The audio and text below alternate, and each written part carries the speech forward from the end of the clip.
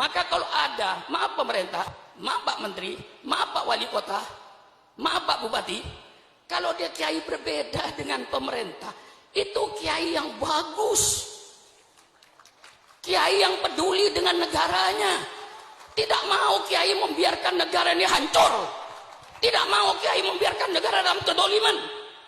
Kiai tegur, kiai yang negor ini kiai yang baik, yang cinta negara, cinta bangsa. Kalau ada kiai berbeda, jangan ditangkap, jangan dipenjara. Kalau ada kiai berbeda, undang ke kantor kabupaten.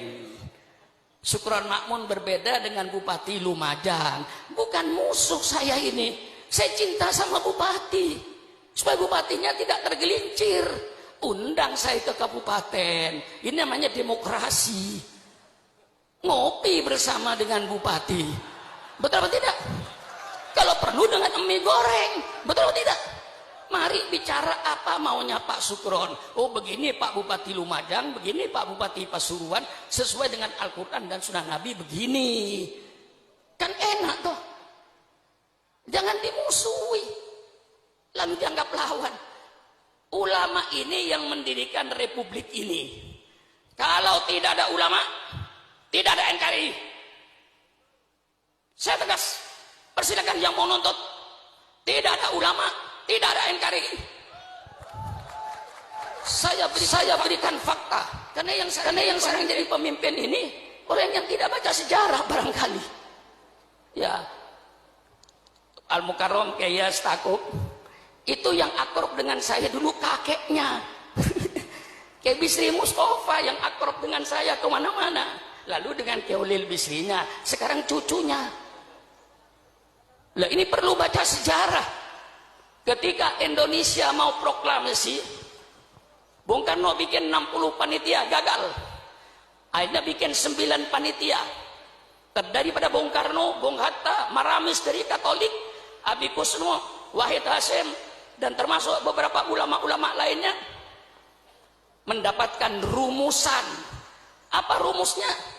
Negara Republik Indonesia berdasarkan ketuhanan dengan kewajiban menjalankan syariat Islam bagi pemeluk-pemeluknya. Di luar Islam tidak usah menjalankan syariat Islam bagi. Ini yang disebut Piagam Jakarta. Dengan mendapatkan satu format yang jelas, negara Republik Indonesia berdasarkan ketuhanan dengan kewajiban menjalankan syariat Islam bagi pemeluknya. Maka Bung Karno diminta untuk segera proklamasi tanggal 17 Agustus jam 10 pagi.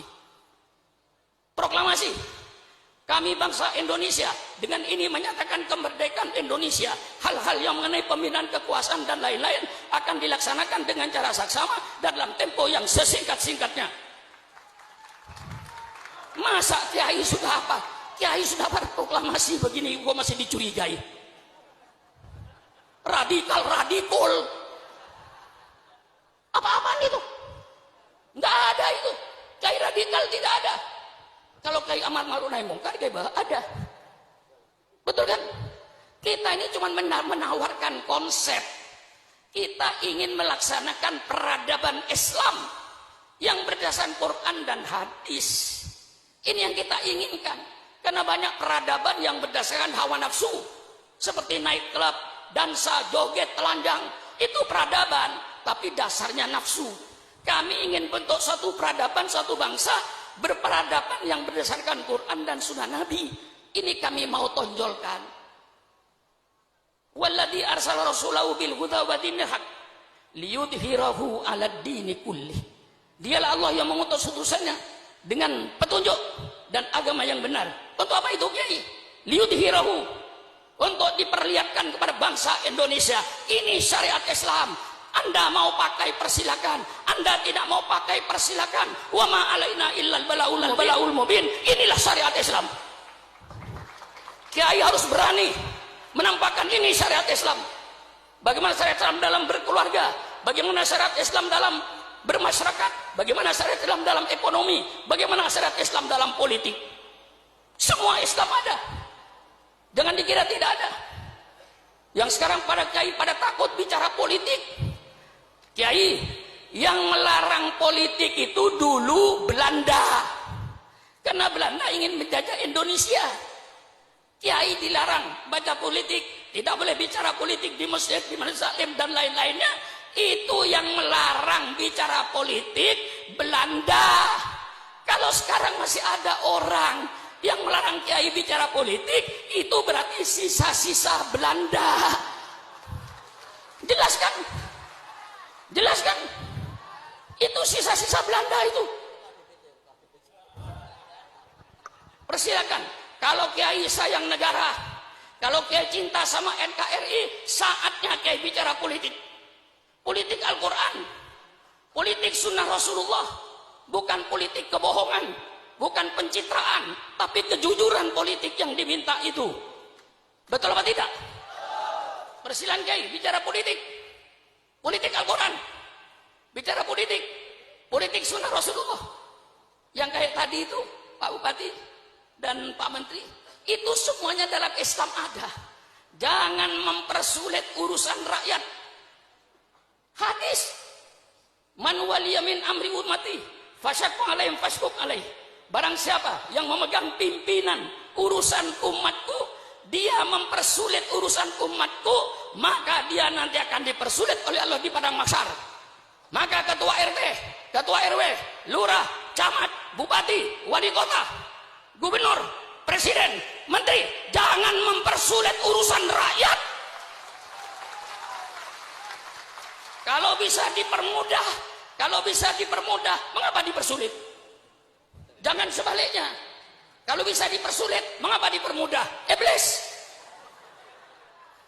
Nah ini betul, betul ya Pak. Kalau bisa dipersulit, kalau bisa dipermudah, mengapa dipersulit? Man waliya min amri umatih fasaqwal fasbuq alaih. Man yasta'illahu ru'yatan yamutu yauma yamutu. Wa wasul li ru'yatihi haramallahu alaihil jannah. Ini hadis politik. Ayo bicara dengan orang-orang politik. Saya undang ke rumah. Ayo bicara politik dengan Syukuran Makmun. Ini hadis politik. Barang siapa yang Allah jadikan pemimpin, kemudian dia mati. Ketika mati kayak bah, sedang menipu rakyatnya, pemimpin semacam itu haram masuk surga. Haram masuk surga. Doakan pemimpin-pemimpin yang belum memenuhi janjinya ketika kampanye, mudah-mudahan dipanjangkan umur. Betul apa tidak? Hei, pemimpin-pemimpin yang kau belum melaksanakan janji-janjinya ketika kampanye, tolong ya Allah jangan dimatikan dulu. Kalau nanti dia sudah memenuhi janjinya, mau mati, matilah kau.